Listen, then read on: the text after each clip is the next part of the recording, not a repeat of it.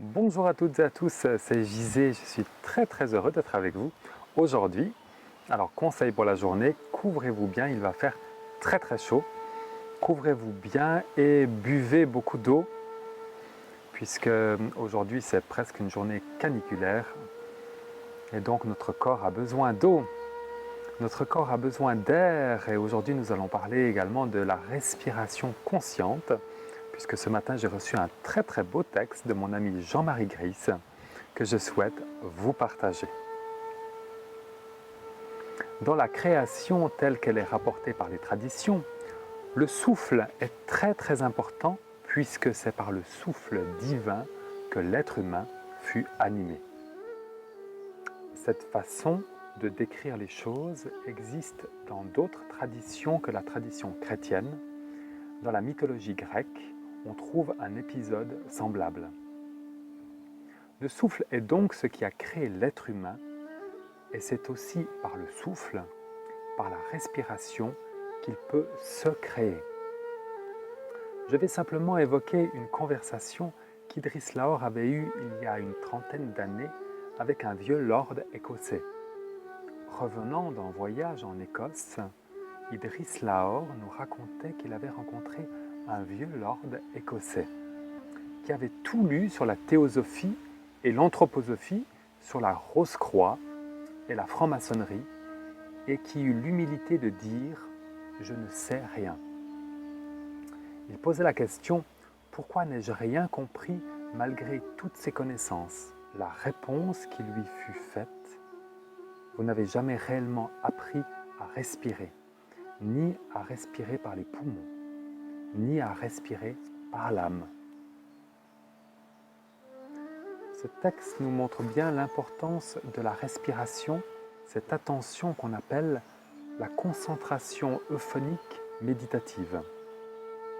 Lorsque nous sommes dans la concentration euphonique méditative, notre cerveau émet des ondes alpha entre 7 et 15 Hz.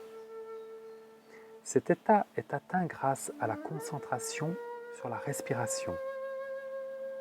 Inspiration et expiration deviennent le centre d'attention. Le flux des pensées ralentit, voire s'arrête. Les émotions s'apaisent et le corps se détend. Au cours de cet état, il est possible de poursuivre ses activités en toute sérénité. On peut décider d'écouter quelqu'un parler ou d'écouter de la musique ou encore de lire un livre tout en se concentrant tranquillement sur le processus respiratoire. Voilà ce que je vous propose de faire aujourd'hui pour être dans ces ondes alpha entre 7 et 15 Hz qui vont nous procurer de la sérénité, de la détente, du lâcher-prise. C'est d'être simplement conscient de notre respiration, de l'inspiration et de l'expiration. L'air est partout. Il est dans nos poumons, il est à l'extérieur. Nous respirons le même air. Lorsque nous nous concentrons sur la respiration, nous nous relions au tout. Nous nous relions aux autres, nous nous relions à l'univers et bien sûr, nous nous relions à nous-mêmes. Lorsque nous nous concentrons sur notre souffle, nous entrons en contact avec ce qu'il y a de plus subtil dans l'air, ce qu'on appelle le prana.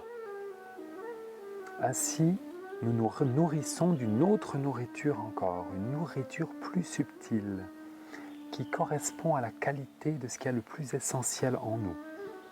En psychologie essentielle, nous parlons de notre essence.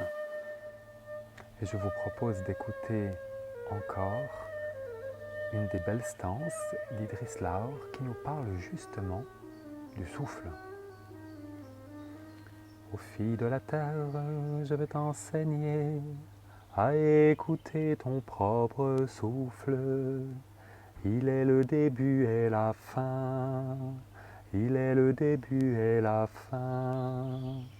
Il contient tout ce qui a été créé avant le début des temps. Il est le début et la fin. Il est le début et la fin. Et depuis, il contient tout ce qui est caché, tout ce qui est manifesté. Il est le début et la fin. Il est le début et la fin. Il est le début et la fin. Il est le début et la fin. Il est le début et la fin. J'étais très heureux de partager ce début de journée avec vous. Je souhaite que vous puissiez emmener cette stance d'Idriss Lahore, la conscience du souffle, avec vous. Et je me réjouis de vous retrouver demain pour une nouvelle vidéo. À bientôt.